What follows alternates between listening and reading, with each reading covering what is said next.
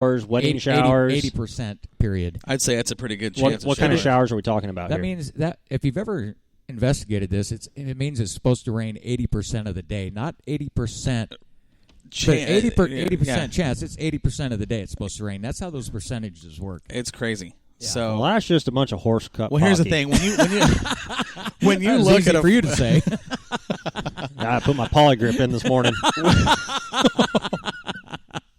When you look at a weather forecast in Oregon in April and see anything that says 50% or higher, it might as well say 100. That's why you have an enclosed trailer. Enclosed trailer or not, it doesn't matter. It's parked, man. Yeah. We were talking about that earlier too for the portable studio. We got some ideas we're kicking around. Oh no. Yeah, some good stuff. Yeah. So, since Willamette doesn't open until April 15th, if the weather is good, maybe we'll make a trip down there and do some stuff with Cottage Grove and check out. That's what I was thinking. Maybe go down to Cottage Grove if the weather holds out for them. That'd be fun to go down and watch the race down there. We'll see what happens, but it'd be a great way to get into race mode before we get to our home track. And I know a few people down there. Kenzer Cox. He drives a modified. Yeah, he's a good friend. Good racer. Good young racer. I think that if that show, if the weather does hold off, you are going to be packed. I think so. I think they're going to get a lot of people from up here. But typically, if one's rained out, the other is too. Well, typically, especially with Cottage Grove and being a little farther south, like you said, 60 miles south of us on the 5. I mean, their chances of rain are typically a little. I mean, it rains down there. It rains there. It seems harder than it does up here. I've seen Cottage Grove get some pretty nasty weather down there on race day, and that's always a bummer to travel that far, and only an hour. But I mean, yeah. Well, at least we're not hauling cars, so right. Yeah. Yes. So hats off to everybody that does try to make it, and unfortunately, if it gets rained out, still hats off to those guys that do try. Well, and I'll tell you right now, Heather Boyce She'll do everything she can to get that race. She can, but the thing about her, too, is if it's not going to go, she'll let you know early. As early as she can. You bet. You bet. And she's typically one of those people that'll call it, whether it's a yay or a nay before noon. So you got an idea what's going on. But it's not always easy to call. It can come down to the last minute. You can say, it looks good to race, and the radar and everything looks good, and the last second, boom, here comes the rain. Yeah, and that's the thing. It happens a lot. We always enjoyed when we were planning to go to Cottage Grove when I was crew chiefing for Draeger. We would know by noon if we were racing or not because Heather was all over. I mean, she must get to the track at like 6 a.m. on a race day. I don't think she leaves that racetrack. Is that who lives in the single wide out back? She's got 3 other jobs besides working that racetrack. You want to talk about someone that's got no free time at all. Yeah. She's got 3 other jobs besides running and maintaining that facility. That's the way Shelley McGriff is down there at Tucson Speedway. She does bookkeeping for a lot of people, and she runs a track, and I mean she wears a lot of hats too. That's exactly what Heather does. My hat's off to those people that wear a lot of hats. And to find the time to do that is it's crazy because I mean what we do here just with Jetstream and with Moxie and now going into race season. I mean I think my schedule's tough. It's nothing to compare to Nikki and Heather. And they got it hard. They do a great job. And they do a fantastic job. Can't praise them enough. You look at what Christopher used to do out at Willamette, and he would literally be there Sunday, Monday, Tuesday. Oh yeah. Take like Wednesday off, Thursday, Friday, and all day Saturday. I mean, I remember look on the 2-day shows. Cars roll off the track. He's got the equipment out there and going to work. Yeah. Through the hours of the night. Night of the Iron Giant. Yep. We were racing Sunday. Christopher and I and working on that fence till Jerry and Corey and Justin Katie. We were all 3 out. a.m. I don't even remember what time I got to bed. Yeah. And then I was up again 10 o'clock the next morning. Christopher's already out there on the water truck and on the grader, and I'm like, dude. The guy was like a robot. Yeah. He was. And very, very into his... I don't think a lot of people realize how much it takes to go into us playing in the mud on a Saturday night.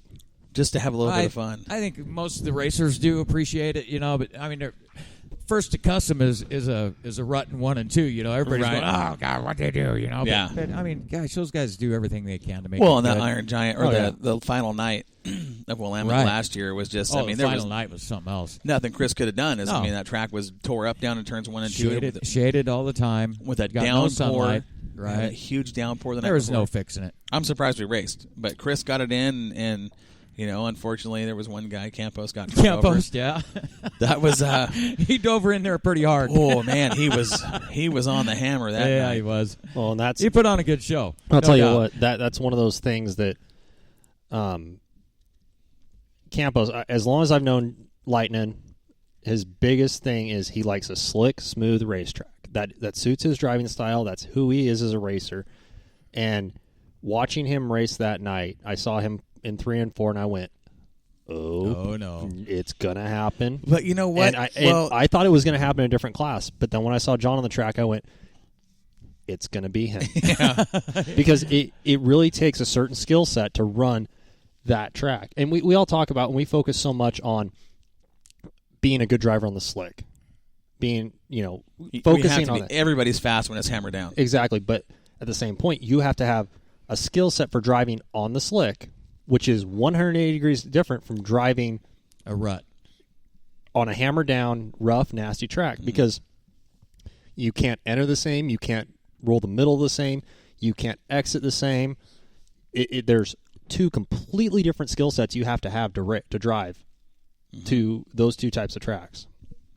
And for some drivers, they can sit there and go back and forth between them, just like that, in one corner to another. But at the same time, you've got some drivers that take a heat race, a main to adjust. But it is what it is. Yeah, and this is the time of year where you'll see those guys that are good on the rough tracks excel. Absolutely. And then as we get into summer, you'll see the guys that like them smooth and slick, like, the guys you're talking about. And then towards the end of the season, those guys that are good on the rough tracks start showing off their trademark skill set, Well, and like we were talking to Randy Barley at during one of the Driver Live segments at the car show, he said he always struggles in the middle of the season. He didn't struggle this year. I think he figured out the super, super, super slick. Well, that sideboard helps. Sport. Yeah, but that sideboard helps. I mean, that makes a big difference too. When you start talking side bite on those things, that's especially those slick tires. It makes a big difference. And especially with the Rayburn, it makes a big difference. Mm-hmm. But the Rayburns are, they probably have more wins as a chassis manufacturer with Willamette than anybody else, without a doubt, ever. Oh yeah, ever. I mean, except maybe Chevrolet. Well, he's talking street stocks. He's trying to pull one of them slick ones. Curveball. Yeah. Widescreen curveball. No, it was ball. Dang it. Nope. So, did you guys see season passes are on sale? No, yes, I did. Yeah, I didn't. So, season passes are on sale for Sunset and Willamette. Pricing's a little bit different between the 2 tracks. For adults at Sunset, $225. Get you in, no waiting in line, with a reserve seat. Pretty good deal. Good deal. Reserve seat. Yes. Well, if you know you're going to be there all year. Well, yeah, absolutely. Why not? Get the discount and buy them all at once.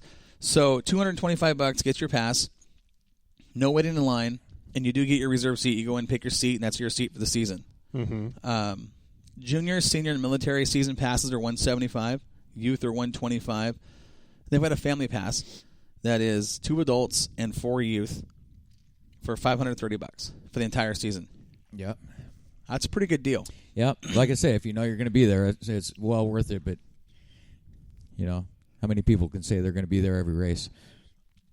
That's what it takes. Well, yeah, we can. We can, but that's a whole nother story. Yeah, you guys, I'm not sure about. I know I'll be there. You will be there a lot more race. than we will. Yeah. I mean, yeah.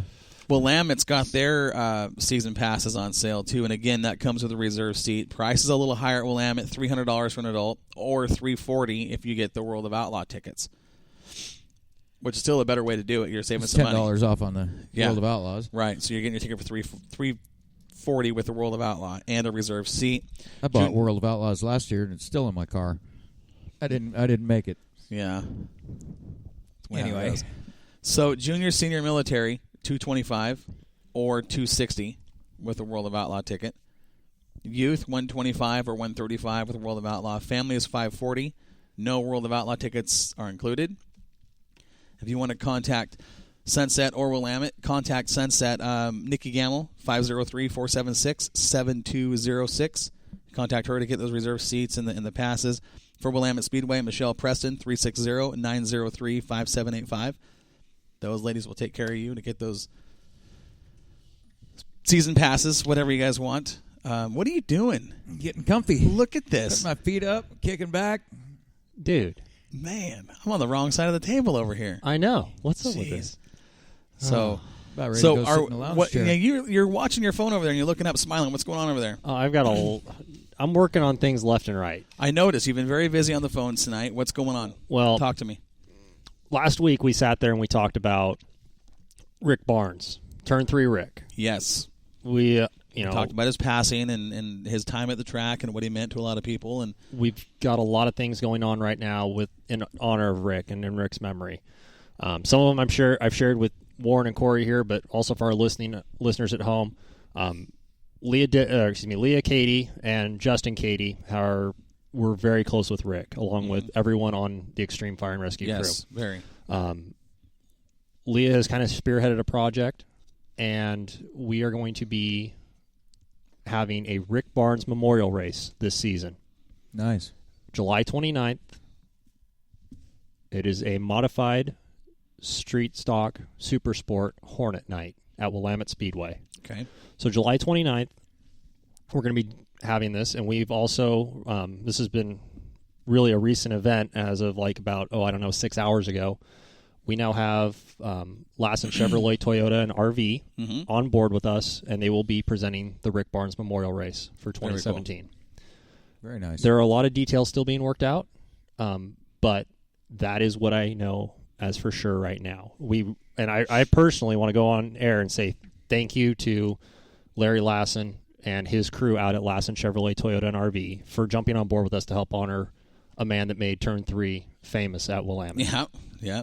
21 years out there, and he's going to be remembered in true racer fashion. He's going to be missed.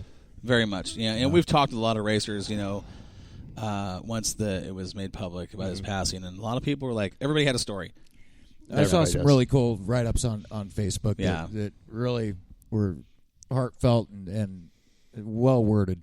Yeah. There is one other thing that I haven't shared with you guys. You may have seen it, but I haven't talked to you guys about it. Oh, I know.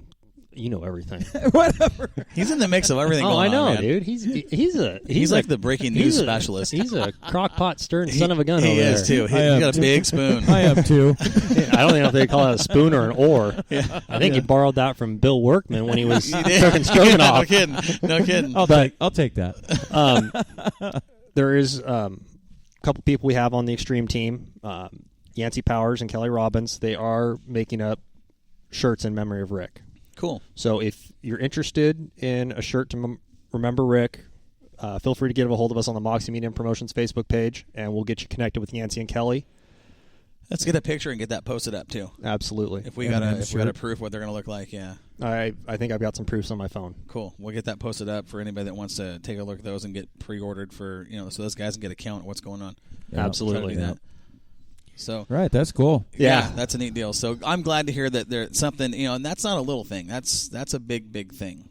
That really is to honor a guy that I think deserves it. Very much so. I think so. Yeah. And Rick was so into racing. I mean, you look at it. You talk to him about NASCAR. You talk to him about dirt track racing. 21 years at Willamette Speedway in Turn 3.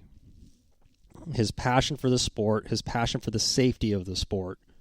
Yeah, he was big with the safety side of it. I mean, he really was. He enforced it to the max. I mean, he did his job. He did it very well. When I was working the fire crew, he was the first one during mud in where he would see a driver go on the track, and if they weren't belted in right, or they were trying to skate by with something, no gloves safety-wise or whatever, exactly. Yeah. Rick would be calling up the tower, and next thing you know, here comes the old car. Dirty black flag from Jeremy Means, and you're getting sent back to the pits to get it right. And it's funny because that's the way it should be. Well, you got to have a guy that looks out for that kind of stuff. Yeah. I mean, you just have to.